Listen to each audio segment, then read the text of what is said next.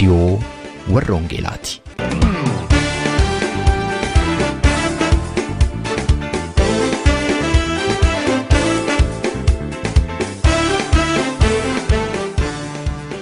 Reediyoon warra Wangeelaa tokkummaa waldooti Oromoo warra Wangeelaa Awurooppaatiin qophaa'e torbanitti si'a tokko guyyaa Sanbadduraa dhaggeeffattoota biyyootii gaanfa Afrikaaf naannoo isaatiif akka lakkoofsa sa'aatii Itoophiyaatti galgala sa'aatii 12 hamma sa'aatii 12:00tti dambalii gabaabaa kiilooheerzii 15,515 yookaanis meetir baandii 19 irratti dhaggeeffattoota kibbaaf giddugaleessa Awurooppaatiif immoo akka lakkoofsa sa'aatii giddugaleessa Awurooppaatti galgala sa'aatii 21 hamma sa'aatii 21:00tti dambalii giddugaleessaa kiilooheerzii 1,355 irratti kan isin qaqqabu Tamsaasa Wangeelaati. Kun reediyoo warra Wangeelaati.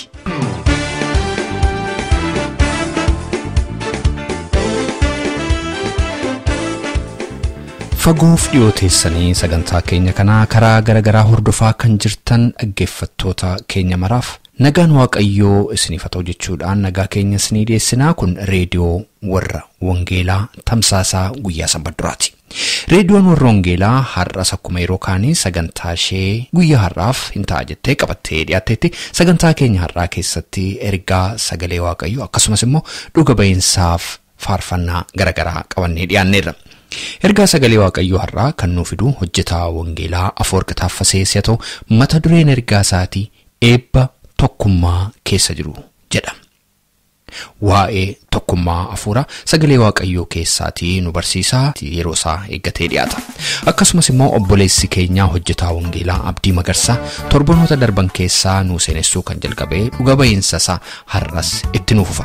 Akkuma yaadattan torbee darbee Abdiin naannoo Naqqamteetti kan jalqabee ibiddi Afuuraa qabatee naannoo garagaraatti tamsa'uusaa hojii Wangeelaas babal'achuusaa namootis gara gooftaatti dhufuu jalqabuu isaanii nutti meetu ture kan inni nuu dhaabe har'a iddootti torbee dhaaberraatii itti nuufa.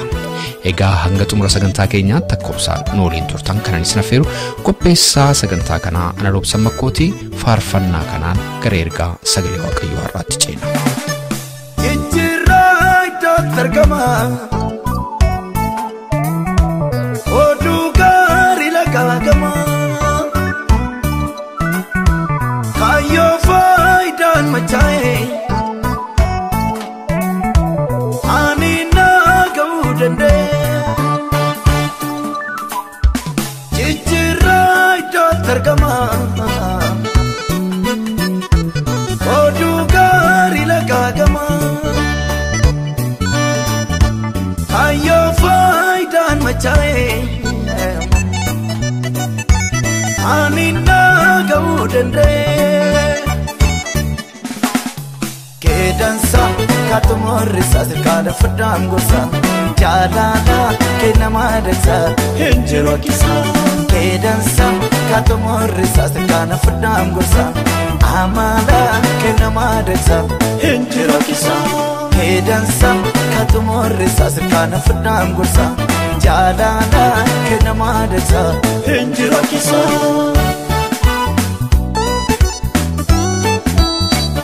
Nagaan waaqayyoo hunduma keessaniif haa baay'atu. Har'a immoo sagalee waaqayyoo eebba tokkummaa keessa jiru kan jedhu irratti qabadhee isiniif dhiyaadheera. Sagalee waaqayyoo keessaa faarfannaa Daawit 133 lakkoofsa 1 kaasee hamma 3tti isa jiru dubbiseen achirraa kaaseetu itti fufna. Eegan dubbisee booddee waaqayyoon walii wajjin kadhanna. Faarfannaa Daawit 133 lakkoofsa 1 kaasee hamma 3tti isa jiru nan dubbisa maqaa waaqayyootiin akka kana jedha. Ilaa obboloonni walii wajjin jiraachuun attam gaariidha. Attam namatti tolas. Inni akka dibata gati jabeessa mataarraa areedatti gadi yaa'uuti. Akka isaa areeda Aroonirraa morma wayyaasaarraa gadi dhangala'uuti. Inni akka sanyii fixeensa tulluu Hermoon isa tulluu Xiyoonirraa bu'uuti. Eebbi jireenyan darbinee achirraa akka argamu waaqayyo abboomeeraa jedha. Hin kadhanna waaqayyoon. waaqarratti lafarratti barabaraan aboof gooftummaa hundumaa kan qabdu waaqayyoo keenya maqaa gooftaa keenya maqaa Yesuus Kiristoosiin barabaraan maqaan kee galateeffamu jireenyatti eeddee hamma yeroo kanaatti waan nu fiddeef addumaan immoo karaa Yesuus Kiristoos ijoollee kee nu godhattee mana kee keessa fuula kee dura akka jiraannuuf jaalala guddaa sanaan gara keenya waan dhufteef maqaa gooftaa maqaa Yesuus Kiristoosiin barabaraan maqaan kee galateeffamu amma immoo si kadhannaa yaa waaqayyoo yerootti sagalee kee dhageenyu yerootti sirraa barru yerootti hiika fuula kee dura jiraachuu keenyaa barru akka nuuf ta'utti maqaa gooftaa maqaa Yesuus Kiristoosiin sagalee kana nuuf eebbisuun jaalala kee nuuf haa ta'u ati waaqarraa nutti dubbadhu immoo si dhageenya ati nu barsiisi waan gochuun siif ta'u sin barsiisa karaarra deemuun siif ta'u sin agarsiisa akkuma jette sana maqaa gooftaa maqaa Yesuus Kiristoosiin ati waaqarraa nutti dubbachuun jaalala kee nuuf haa ta'u sitti kan hin tolle hundinuu maqaa gooftaa maqaa Yesuus Kiristoosiin kan ifatame haa ta'u jalqaba amma dhumaatti nu wajjiniin ta'i nu barsiisi maqaa gooftaa maqaa Yesuus Kiristoosiin ameen eebba tokkummaa keessa jiru eebba guutuu tokkummaa keessa jiru isa jedhu walii wajjiniin ilaalla faarfannaa Daawit 133 kana keessatti akkas jedhetu dubbata kutaa kana yeroo laallu walii wajjin jiraachuun obbolootaa attam gaariidha dhee ajaa'ibsiifateetu dubbata attam namatti tolas jedheetu dubbata gaarummaa achi keessa jiru eebba achi keessa jiru jireenya achi keessa jiru ilaaleetu attam namatti tola jedhee yemmuu ni dubbatutu ilaalla kutaa kana keessaa yeroo arginu kutaa kana keessaa yeroo laallu fakkeenya lama fudhateetu dhumarratti immoo bu'aasaa yemmuu ni dubbatutu argina kutaa kana keessaa innis isa tokkoffaadha akka kana jedheetu dubbata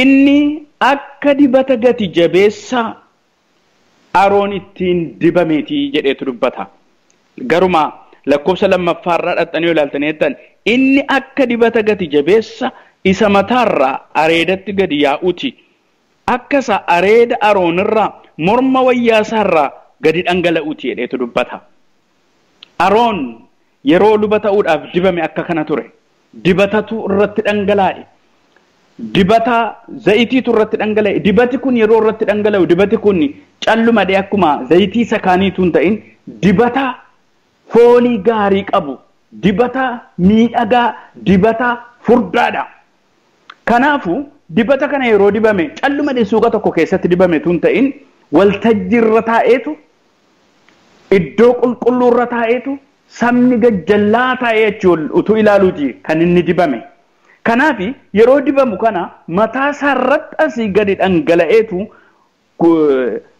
uffata isaa kanarraa areeda isaa kanarraa guutummaa uffata inni uffatee sanarraa yemmuu asii gadi dhangala'utu argina kutaa kana keessaa yemmuu laallu isa kanagaa inni yemmuu areeda isaa kanarraa uffata isaa kanarraa mataa isaa kanarraa asii gadi dhangala'u tokko fooliin urgaa isaatii gubbaa lafa Aroon jiru kaasee hamma gajjallaa lafi saba jiruutti suuta jedhee foolii urgaan sun gara saba sanaatti yemmuu asii gadi yaa'u yemmuu fooliin saba sana harkisuutu argina isa duwwaa immoo miti hin miidhagaa yemmuu uffata Aroon kanarra asii gadi dhangala'u hin miidhagaa baay'ee namatti tola baay'ee nama harkisa namni hundinuu utuun akkas ta'e jedhee akka hawwatu jechuudha utuuman kana ta'e namni kun attam kan ayyaanomeedha jedhanii akka namoonni ajaa'ibsiifataniitu argina baay'ee namatti tola inni akka dibata Aroon ittiin dibame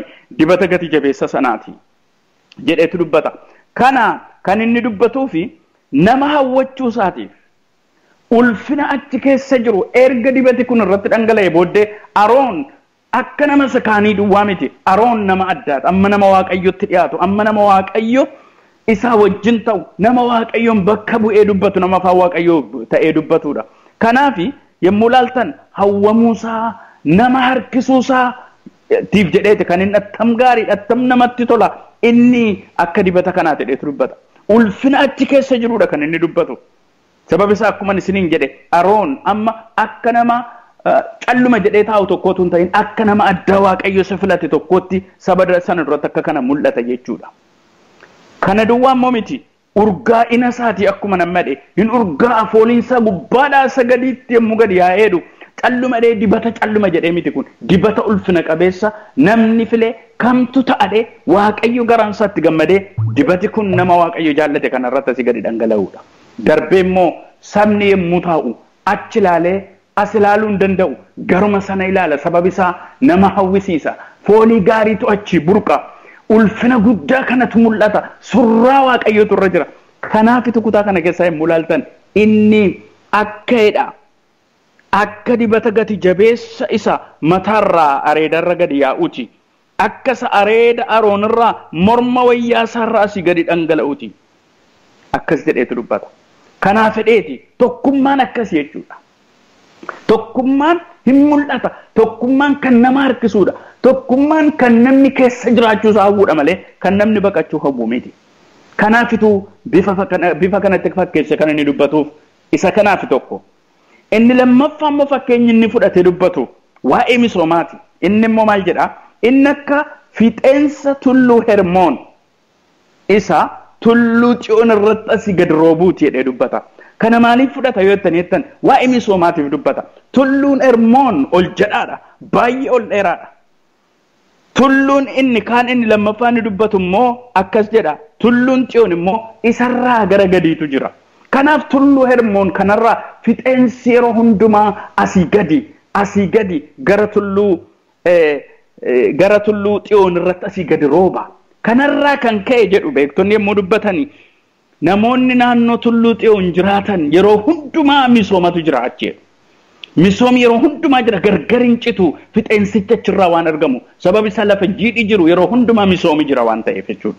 Macaafa qulqulluu yemmuu dubbatu akkuma bokkaaniif cabbiin waaqarraa roobee utuu waan biqiltiin isa nyaata kennu ofiisutu nyaatan kanneen akka ol hin deebineedhe macaafa qulqulluun illee yemmuu inni raajii Isaayyaas keessatti dubbatutu argina. Kanaaf iddoo kanatti yoo ilaaltan misooma duwwaadhaaf immoo miti yeroo hundumaa tuuristoonni gara sanatti as yachi yaa'u sababi isaa adduma labbeessa lafti sun misooma guddaatu jira. Kanaaf tuuristoonni baay'een illee iddoo sanatti yaa'aniitu dhaqaniitu ilaalu misoomatu jira. Tuuristoota baay'ee harkisa. Lafa yeroo hundumaa nyaataaf jireenyaaf namni hin yaaddofneedha. Sababi isaa wanti biqilu, wanti guddatu, wanti nyaata ta'u, wanti jireenya dhala namaatiif ta'u achirra jira jechuudha. Kanaafituu maal jedheetu dubbata? Gara ija isaatii gara bu'aa tokkummaadhaan immoo yemmuu dubbatu kutaa kana keessaa yemmuu ilaaltan akka kana jedheetu dubbata. Eebbi jireenya hin darbinee bara baraan achirratti abboomameera. Waaqayyo tokkummaa keessa jechuu isaati sagaleen kun. Tokkummaa keessa eebba iji namaa argus, eebba iji namaa hin argines, garuu kan bara baraan gargar hin cinne eebba guddaa waaqayyo achi keessa kaa'ee dhadheetu dubbata. Galanni waaqayyoof bara baraan haa ta'u. Eebba jira jechuudha tokkummaa keessa. Kanaafi kutaa kana keessa yoo ilaaltaniittan tokkummaan hammam akka miidhagu, hammam akka nama harkisu, hammam akka ulfina qabu, hammam akka jireenyi isa keessa jiru yemmuu nu dubbatutu argina. Kanaaf macaafa qulqulluu keessaa yemmuu ilaaltaniittani Gooftaa Yesuus Kiristoos illee yemmuu dubbatu akkas jedha Wangeela Maatiyos 12:25 kaasee 26 dhaqanii dubbiftaniittan mootummaan gargar ba'ee dhaabachuu hin danda'uudha. Mootummaan tokkollee jabaatee dhaabachuudhaaf maal ta'utu sarra jira? Tokkummaan mootummaa sana keessa jiraachuutu irra jira. Dhaabi gargar ba'e, sabi gargar ba'e dhaabatee hafuu hin danda'u. Sababi isaa diinni gaafatti dhufu qaawwa baay'ee qaba waan ta'eef achiin lixa jechuudha. Kanaafi tokkummaan baay'ee barbaachisaa eebbi jireenyi kan achi keessa jiru ta'uu isaatu dubbata macaafa qulqulluu irraa yemmuu ilaallu. Iddoo kanatti wantoota lama duwwaan fakkeenya fudhadha. Bineensa tokkoo fi muka tokko fakkeenya fudhadheetan isinitti dubbadha. Penguin kan jedhamtu sanyii akka allaattii faa keessaati garuu naannaa diilallaadha kan isheen jiraattu. Naannaa diilallaa jiraattu kana keessatti maal gooti? Yemmuu oo'i naannoo sanaa gadi bu'e haadha isaayyuu negatiiv 40 keessa 38 keessa yemmuu inni galu fala tokko falatti isheen. Walitti dachaati 6,000 faa taateetu 60 hedduudhaan walitti dacha'u. Maaliifi diilalli naannoo sanaa jireenya isaaniitiin miidhaa guddaa sababatti fiduuf maal godhu walitti dacha'anii walitti dhufaniitu o'a dhanna isaanii keessa jiru walitti dabalatu walitti mamaxxananii dhaabatu 60 hedduun kun. Kanaaf maal jedha waa isaan yeroo barreessu waan adda addaarraa yoo dubbiftan arguu dandeessu. Google irraa keessumaa galtanii yoo waa'ee peenguinii jireenya ishee dubbiftanii jettan. Kanaaf maal godhu walitti immoo dhufanii jedhan walitti maxxananiitu dhaabbataniitu ho'i gidduu isaanii isa negatiivii 40 ta'e kana hamma 60 hamma pozitiiv 60 illee ol baasuu danda'a. Maal jechuudha? Isaan yoo walitti dhufanii ho'idhanna isaanii walitti daddabalame gidduu isaanii ho'isa jechuudha. Kanaafi warri fiixee irra jiran immoo akka isaan itti diilallaanii qilleensa sabakkeetiin irra kannetti hin sosocho'u, hin naanna'u. Sababi isaa tokkotti dhaamotee tokkotti akka hin miidhamnetti jechuudha. Tokkummaa isaanii kan akka itti jabeessaniitu eeggataniitu tokkummaa isaanii kana gidduudha kan isaan barbaachisurrayyuu seentigireedii 20 ol baafataniitu jiraatu jechuudha. Hamma kana tokkummaan barbaachisaadha bineensota gidduutti illee. Kanaafi tokkummaan ho'a fida, jireenya fida, eebba fida inni eenyu bineensota gidduutti illee kana fakkaata. Kana duwwaa immoo miti. Muka tokko naannaa Biraaziil faatti kan inni argamu muki kun red tree jedhama yookaan immoo muka diimataadha kan inni jedhamu. Muki kun maaliin beekama? Qilleensi raawwate isa hin jirsu. Jabina isaatiin beekamaadha muki kun. Maaliif jettanii yommuu qoratanii ilaaltan immoo muki kun qaqalloodha yommuu dhaabatu. Hamma kana jabaa hin fakkaatu bakkeedha yommuu dhaabatu. Yommuu qoratan waa'ee muka kana attamitti qilleensi isa miidhu. Naannoo qilleensi hamaan jirutti muki jabaatee hafu isaan. Mukoonni kun maal ta'u? Muki red tree jedhamu kun walitti dhufeenya isaa akka inni itti jabeessatu bakkeedhaan tokkummaan isaa jabaan fakkaatu. Walirraa sissiqeeyyuu dhaabata. Garuu lafa jalaa hiddi isaa wal barbaadeetu jedha. Hiddi isaa wal barbaadee walidhee immoo ni jabaateedhu qilleensi yommuu itti dhufu kanaaf isa galagalchuu hin danda'u jechuudha. Kanaafi muka jabaadha, muka jiguu hin dandeenye, muka jabina isaati mukoota hundumaarra beekamaadha jedhameetu dubbatama. Kanaafitu tokkummaa mukoonni illee akka itti beeku. Tokkummaa bineensi nama isiniin jedhe pinguin kan jedhamtu kun afaan Oromootiin hin beeku, isheen illee akka ittiin beekti tokkummaa jechuudha. Kanaafitu jireenya keenya keessatti waa'ee tokkummaa macaafa qulqulluu yommuu inni dubbateedhu maal gaariidha. Attam namatti tolaa jedhee yommuu inni dibata Aroon ittiin dibame sanatti fakkeessee yommuu dubbatu waa'ee jireenya ulfina boqonnaa achi keessa jiruuti. Darbee immoo akka tulluu Hermoon isa tulluu Xiyoon gararraa dhaabbatuuti isa misooma yeroo hundumaa fidu akkasi jedheetu kutaa kana keessatti yommuu inni dubbatu sagalee waaqayyoo keessaa ilaalla. Galanni waaqayyoodhaaf haa ta'u. Kanaafitu tokkummaan yeroo hundumaa amantoota gidduutti yeroo hundumaa jireenya fida.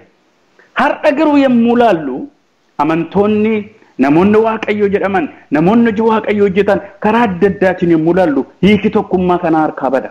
Hundinuu ofittummaa jaallata.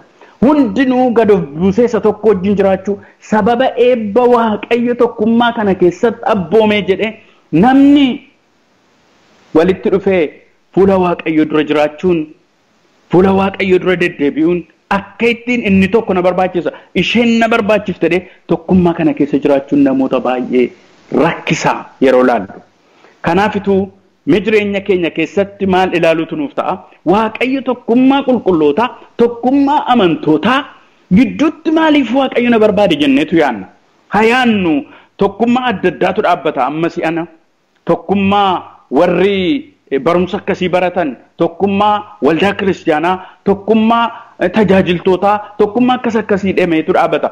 Garuu itti fufee immoo fagoon ga'u. Maaliif kuni tokkummaa jibbatuun ta'in namni hiika tokkummaa sana keessa jiru beekee walii wajjin akka hin jiraanneef tokkummaa seexanni baay'ee lola. Nummoo yoo irratti dammaquudhaa baanne tokkummaan kun nu jalaa miidhama. Kanaafitu tokkummaan barbaachisummaa isaa, tokkummaan fayyina inni fidu, tokkummaan hiika inni fidutu dubbata macaafa qulqulluu yommuu dubbatu. Kanaafi tokkummaa keessa eebbi bara baraan hin darbine achi keessatti waaqayyo abboomeeradha. Kanaaf walitti dhufuu amantootaa keessa fayyinumatu jira sababa waaqayyo gidduu isaa jiruuf. Walitti dhufuu amantootaa keessa hiika jireenyaatu jira sababa isaa nami duwwaa walitti dhufu hin jiru. Tokkorras sanarras ayyaana waaqayyootu jira. Garaa dhugaatiif garaa jaalalaatiin fuula waaqayyoo duratti dhiyaannee waaqayyo wajjin walii gallee walii keenya wajjinis walii gallee waaqayyoon barbaaddachuun jireenya keenya keessa jira yoo ta'e. Kanaaf dhaggeeffattoota keenya har'aaf isa kanarrattan xumura. Torbee immoo isuma kana jalatti macaafa qulqulluu keessa tokkummaan maalitti fakkeeffama kan jedhu walii wajjin ilaalla. Sadaqeen sagalee isaa waaqayyoo nuuf eebbisu torbee walii wajjin mata duree kana irratti itti fufnaa eebbifamaa. Yaanni kee kun gaadhaa kooti tunni ta'e Wadeera masila sammuu kooti nunkutaa'e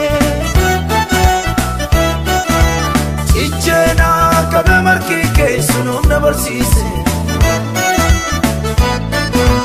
Haala fi iddootti amaanu amma sammuu koonise Keedansa katumorri saasi kaadha fudhaan gosa Jaalala kenna maadata hinjiroo kisa Keedansa katumorri saasi kaadha fudhaan gosa Amala kenna maadata hinjiroo kisa Keedansa katumorri saasi kaadha fudhaan gosa Jaalala kenna maadata hinjiroo kisa Kun reediyoo Warra Wangeelaatii sagantaan keenyaa itti fufa. Meetir baandii 19 yookaan immoo kiiloo heerzii 15,515 irratti guyyaa sanbadduraa galgala sa'aatii 12 amma sa'aatii 12:40tti kan isinii darbu tamsaasa kana YouTube irratti, SoundCloud irratti, karaa Facebook akkasumas immoo karaa websaayitii keenyaa hordofuu dandeessu. Websaayitiin keenyaa maqaansaa www.uoece.org jedhama. Irraan isinii deebi'a. www.uoece.org jedhama. Dhaggeeffattoota keenyaa biyya Ameerikaa immoo itti dabalaan lakkoofsa bilbilaa 51324 irratti tola bilbiluudhaan akkasuma dhaggeeffachuu akka dandeessan isin yaadachiisa. Facebook irra jirra, laayikii nu tolcha, YouTube fi SoundCloud irras jirra, subscribe gochuudhaan karaa isinitti tolu hordofuu dandeessu. Jaallatamtootaaf kabajamtoota dhaggeeffattoota keenya amma moottaansuudhaan dhuga-ba'iinsaa isinii dhiyeessina.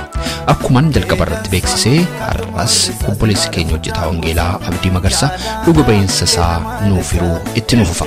Akkuma isin yaadattan torbee darbee Abdiin Naqqamteef naannoo isaatti hojii hafuuraa jalqabe babal'atee iddoo garagaraattis itti fufuusaa nutti himuudhaan ture kan inni nuu dhaabe. Har'a immoo lafatti nuu dhaabe sanaatti nuu fufa. Bara sana keessa ari'atama ture ifatti hojii wangeelaa hojjechuun gatii waan nama kaffalchiisuuf waan hin danda'amneef namooti harka lafa jalaan mala garagaraatiin ture kan isaan wal qunnamanii hojii wangeelaa kan hojjetan. Kana ilaalchisee Abdiin har'aa waan nutti himu qaba. Hundumaafuu gara dhuga-ba'iinsa obboleessa keenyaa Abdii Magarsaatti ceena.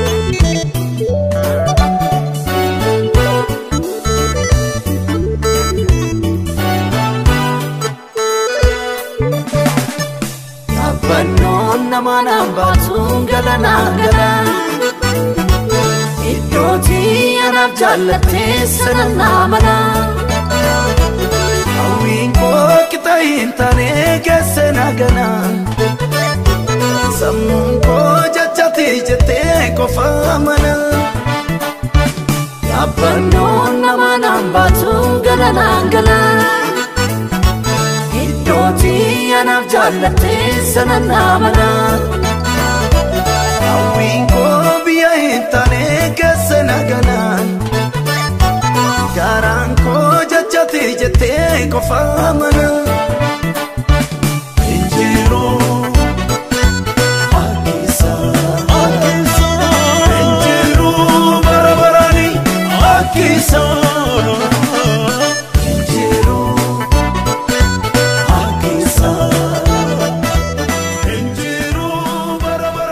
amma gaayiroon sun yeroo rivaayivaalii nutti dhufe jedhamee baay'ee beekama yeroo. Oh my God. Sochii afuuraa guddaa akka ta'etti dubbatama yeroo. Lubbuun tokko gooftaatti dhufu miituudhaan egaa dargiin ari'ata guddaa jira. Waldaan kana fudhattu, waldaan jirtu baay'een cufamteetti, isheen jirtu iyyuu kana fudhattu. Garuu yeroo muraasa sana keessatti lubbuu hammamiiti gara gooftaa kan dhufe yeroo. Egaa amma dhufeetu 75 kaasee amma 79tti inni adeeme giraajuwaalee adeeme. Sagalee irraa jalaan dhuunfaadhaan masakkarra sagalee bini warra dhukkubsataaf hafidee dhufuutu asitti gooftaa fudhata. Takkaatti nama 20 fa'aa fudhata 30 fa'aa fudhata. Nama tokko argachuun nuufi birqii addaati. Asirri bochuudha. Warri gooftaa fudhatan kuni eessaa dhufu koomtoo sillaasee bee jedhamu dhufu sireedhaan fidanii duukaan dhaqa mana isaanii. Achittan jalqaba. Iddoo tokko dhaqee iddoo tokko dhaqee jalqaba iddoo tokko dhaqee duukaa deemee dhaqee jalqaba. Kanatti iddoo 18 goonee jechuudha. Halkan deemnee hojjennaa jechuudha. Achi baheen naqamte deemee hojjechuutan ka'e katamaa keessa. Mana namaatti jechuudha. Kadhannee ma kadhanna jalmannee kadhanna. Hin dhagaame magaalaa keessattis wanti waaqayyo gochaa jira. Hin dhagaama. Egaan sodaadhaan gaafa tajaajila ijoollee fudhee dhaqu qofaa deemna. Wajjin haasaas hin deemnu. Sagalee sodaa guddaadhaan deemna. Macaafa qulqulluu baannee hin deemnu. Nu harkatti qabama waan ta'eef sodaadha. Kanaaf akkasitti mandara keessa deemnee gaafa tajaajilu mandara keessatti totochiin guddaan ta'ee namicha sodaa koo tokkotu jira. Abbaa Jijjee jedhama. Waggaa 32 sigaaraa tuute. Hin qufa. Dhukkub namni irraa hiikuu dhibee qorichi dadhabee addict godhe ta'eetu rakkisaa ture. Manuma isaa dhaqee naan jedhu. Manuma isaa dhaqeen ammaa kaasee si fayyiseera jedha waaqayyoon jedheen. Waan namichi sun hin godhin hin jiru. Sababii gamshaa xuuxuu fi sababii haraqee dhuguu fi maatiin isaa garmalee jeeqamu halkanii guyyaa reebaa boqonnaan hin jiru iyyaa safarri iyya ture. Dhaqeen mani irraan ifadhee ergaan itti dubbadhee hin fayye. Hin jalqabe egaa foosforo gaafii akkaataa addaattis mul'ataanii jechuudha. Egaa bahee dhoksaadhaan malee mul'atee miti waan asitti maa jiru. Baay'ee paablik irratti bahee mul'atee miti. Giraajuwaalii deeme gaamba 79tti. Yeroo kana keessatti boojuun nuyi arganne gara nama 1,000 ol ta'a. Tola. Kwaayiriin obboleessi koo kuni galatiin jechuudha. Inni waldaa qabatee jira. Warra nuyi lallabnee gooftaatti fidnu kana keessaa inni dargaggoota funaanee ijaara. Waldaatti sin dhufu jarri kun jechuudha. Ijaara. Galatiinis si mormuudhaa ba'ee. In morma ammayyuu hafuuraan fudhanneen garuu lubbuu nuyi argannu gooftaan nuu kennu kana fuudheetu orgaanaayiz godha. Ijoollee obbolaa qofaa ijoollee xixinnootu jira. Isaaniin faa fuudheetu orgaanaayiz godha. Egaan amma gaafa dhufnee nus kwaayirii sana keessa gallee tajaajilaa adeemutti kanu abiddi bo'oo jalqabee egaa walitti dhufeenyi kun immoo gaafa jiraatu jechuudha. Waldaan dur cufamte suni banneetti lenne jechuudha. Humnumaan cabsinee bunnee balneetti lenne. Dardiin hin kufne ammayyuu. Maal kufaa ganaa amma nuyi gara fagoo jirra. Attamitti dafartan kan. Afurchumatu nu ija jammaa nuu kenne. Ajajammaa nuu kenne. Ndaa'um reessaatu foddaadhaan karaa foddaa balbalaa akkas godhee tumatee keessaa baaseetu cabsinee inni gararraan galee dhaqee banee ani immoo sabakkeen kutee hin galleetti. Booda keessatti waaqeffachuu jalqabne. Waaqeffachuu jalqabnee namni nu gaafatee hin jiru baay'isee. Maaltu ta'e sababa? Waan tokko namni nu gaafatee hin jiru. Egaa yeroo addaa garaa wanti ta'e wanta baay'eetu jira.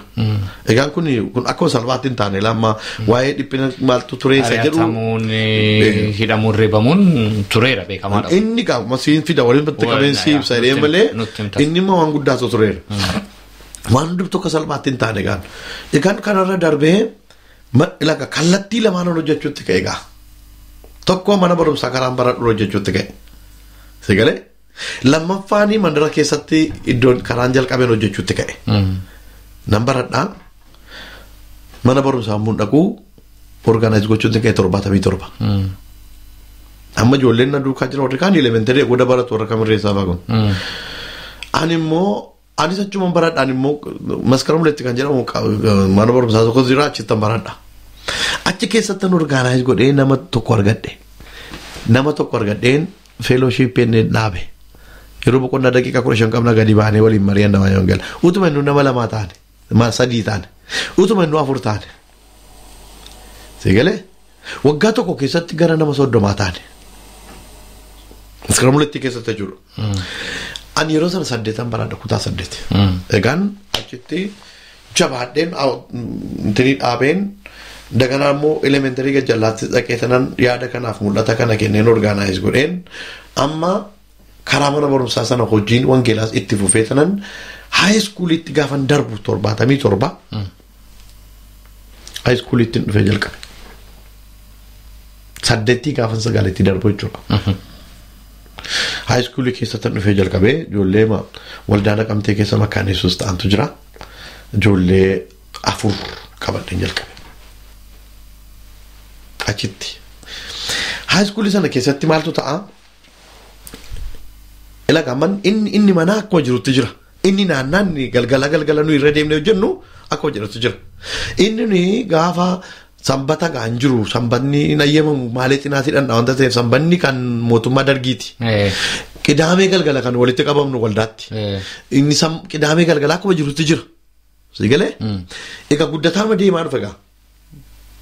Ni waan nu keessaa hojjetu yoo sirriitti addaan baafnee hin beeknu. Waa'ee fuudhata namni nu barsiisa. Garuu muuvimentiin jiru, jaalalli jiru, boojuun jiru, waan hundumtuu akkaataa addaatti. An hojjetaa yeroo 4 qulqulluun jechuudha.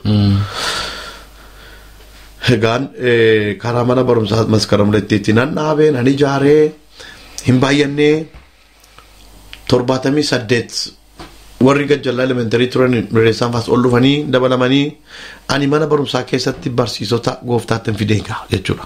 Barsiisota barsiisan fiiziksii tiicharii koo baayoloojii tiicharii koo electrics tiicharii ani industrial arts tamaariin ture. Yeroo sanaa jechuudha. Waaqayyo boojunaa kennan dhugaan ba'a. Teksiin tokkoon fudhadhee tanan itti dubbadha. In kennaa waraqata xalaa waraqata irratti barreesse. Na jalan deebisanii ishiin geessi iddoo barbaaddetti naan jedhu. Waldaatti na feera. Dhufanii gooftaa fudhatanii galu. Mana barumsaatti jechuudha. 78 sun darbee 78 gara dhumaarratti seexanni gibbii keessatti iyyuutu jalqabe. Egalee mana barumsaa keessatti ani mana barumsaa sana keessatti populaariidha. Barattootaa fi barreessaa olaanaadhaan mana barumsaa sana keessatti. Egalee disipiliinaa kutuutar komitee yeroo sana. Egaan achirratti poostaa ijoollee natu kennaa natu gigirii godhaa yeroo baay'ee jechuudha. Ganama immoo alaabaa kanan baasa. Kabaja guddaa qaba alaabaan kun yeroo sana. Bitaaf mirgaa namni lama na tumsaa na duukaa deemu durba tokkoof dhiirri tokko ani morkatti baadhee deemee tanan hidhee tanan akka amaariffa bara sanaatti jechuudha. Asaa rifin jedha.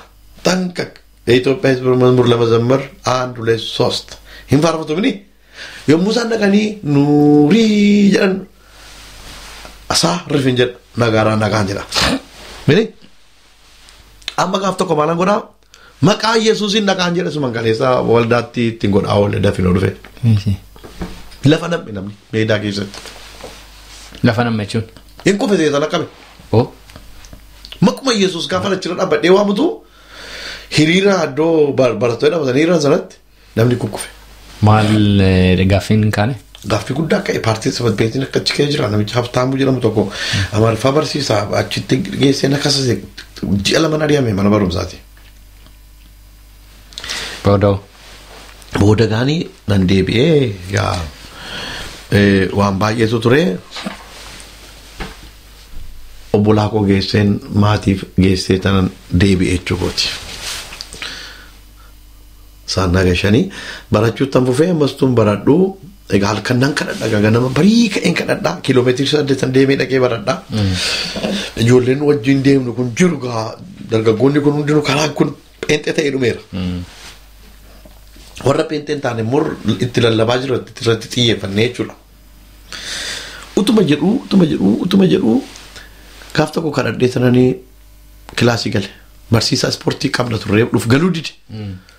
Ijoolleen duriyyeedha industiraal tamaari baay'ee duriyyeedha. Kutaa kanarraa achitti utaalu xarapheesarra ta'an achitti utaala. Ani yoo macaafa xinnoo qaba ishee buleettii konnaa kenne ishee kakuu haaraa ishee xinnoo afaan amaariffaatiin barreeffamte durii shishifii sana ishee baadhee sanan dubbisa oksijentilii keessa kaa'ee jechuudha. Ijoolleen rabba shaninnaan kilaas moniiseriidhaan callee jettanii ijoolleen jedhe galagalee namni 3 lafa dhayeessee ta'u.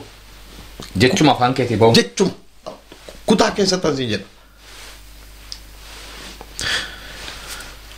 Egaa muuvimentiin mana barumsaa keessatti jalqabee feelooshipii sanaan jalqabee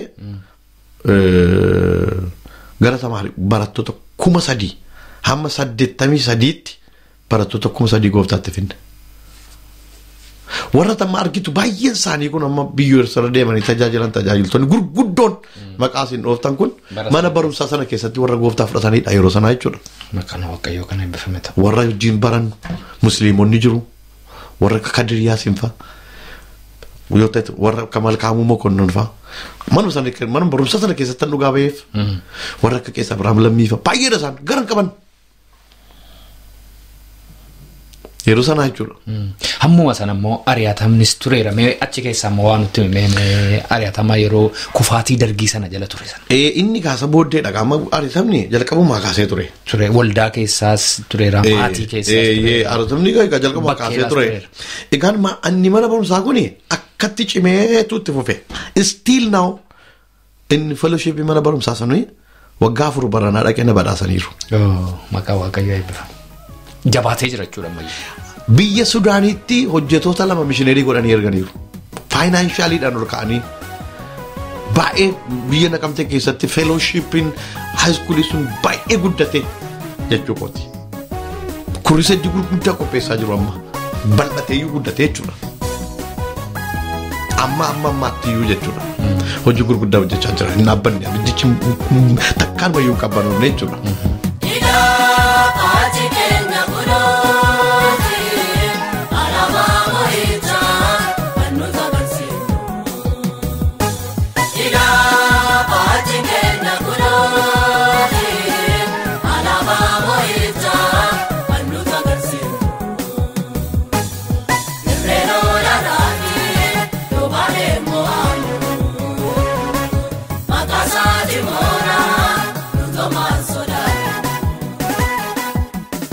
Jaallatamtootaaf kabajamtootaa dhaggeeffattoota keenya kutaan inni itti aanu immoo torbee isinii dhiyaata.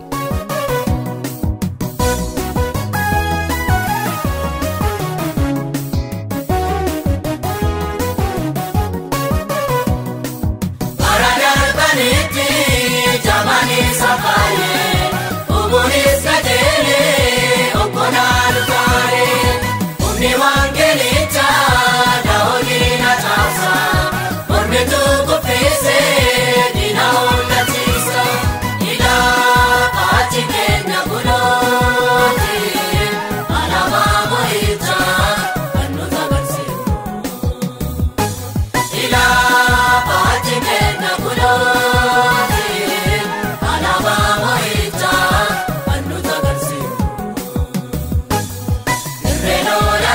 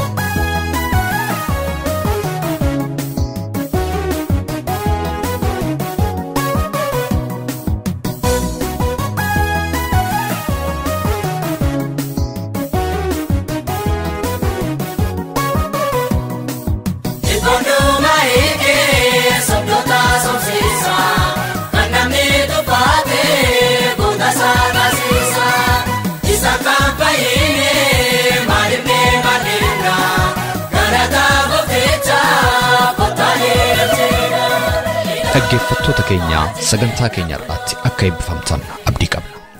Waa'ee sagantaa keenya gaaffii yookaan yaada yoo qabaattaniif karaa teessoo xalayaa keenya rww@tevelingsvine13 Oslo Norway jedhaatiin nu barreessaa yookaanis karaa iimeeyila keenya raadiyoowarrawangeelaa@gmail.com jechuudhaan nu qunnamaa. Torbee sagantaa biraatiin hamma walitti deebinutti nagaa waaqayyootiin